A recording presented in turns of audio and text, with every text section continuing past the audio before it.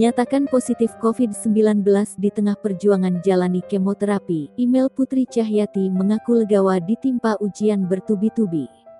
Hal itu ia umumkan lewat unggahan di Instagram pada Selasa, tanggal 29 Juni tahun 2021. Email Putri Cahyati mengaku terpapar virus corona bersama sang ibunda. Mereka pun turut merasakan sejumlah gejala.